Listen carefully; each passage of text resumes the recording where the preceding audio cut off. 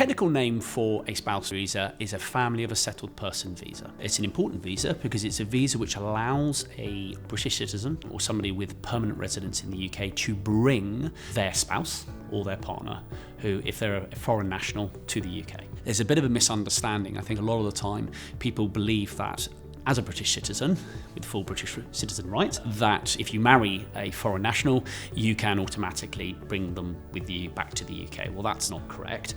And it's amazing how many people don't actually get that right and don't understand that. There are some very, very specific things that you have to be able to tick off before you can bring the person over to the UK. If I use myself as an example, I'm a full British citizen, I have a British passport.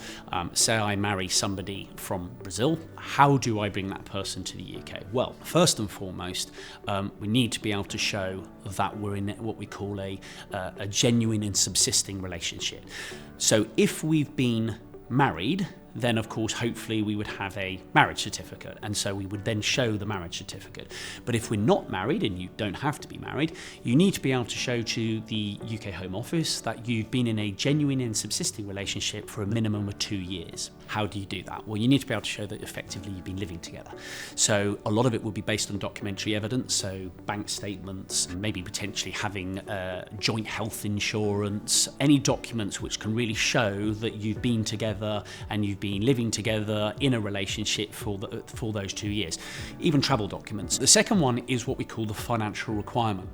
The financial requirement is where everybody has a difficulty, because there are some very specific things that you have to be able to show. If you have a job and you earn over £18,600 a year, and that's the British citizen, you can use your income from your job to be able to fulfill the financial requirement element of the spouse visa.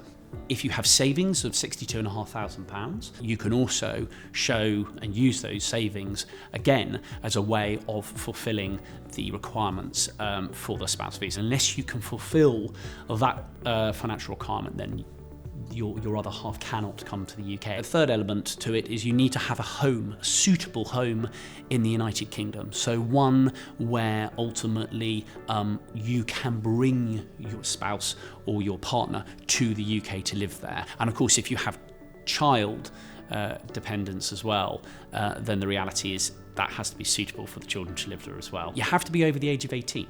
If you tick the boxes of being over the age of 18, you comply with the financial requirement, you can show that you have got a genuine subsisting relationship, and of course you have a suitable home to live in the UK.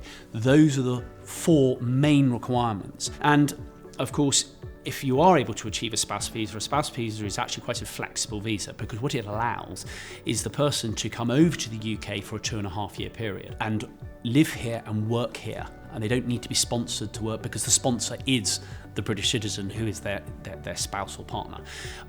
So they can work in pretty much most jobs, and they can come and go pretty much as they like. Of course, they have to comply with the rules about how many days they spend outside the UK. One of the critical things with the spouse visa that you have to naturally comply with is you have to remain in the relationship. Now, of course, if there is a marital breakdown, then unfortunately the Home Office have to be informed, and of course then the visa is going to be curtailed, because naturally the whole point is that you have to remain with your sponsor. And what if you do the first 2.5 years and then you apply for the extension, you get granted the extension, you can do another 2.5 years, and at the end of a 5-year period you can then apply for permanent residence in the United Kingdom. And then of course you're no longer subject to UK immigration control, and then if you hold that permanent residence for at least 12 months after you've achieved permanent residence, you can apply to naturalise and become a British citizen.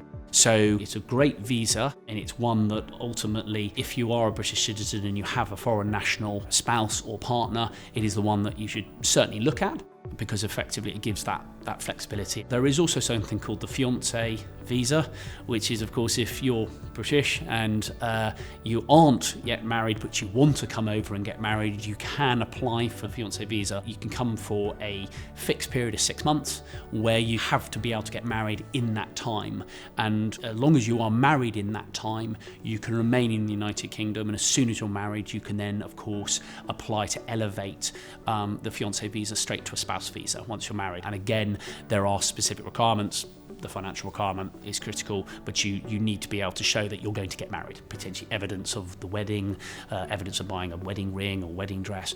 Those are all critical evidence in order to allow you to get that visa. If you are a British national and you marry a foreign national and they have children, potentially, let's say, from another marriage, which are not your children, yes, you can bring them to the UK.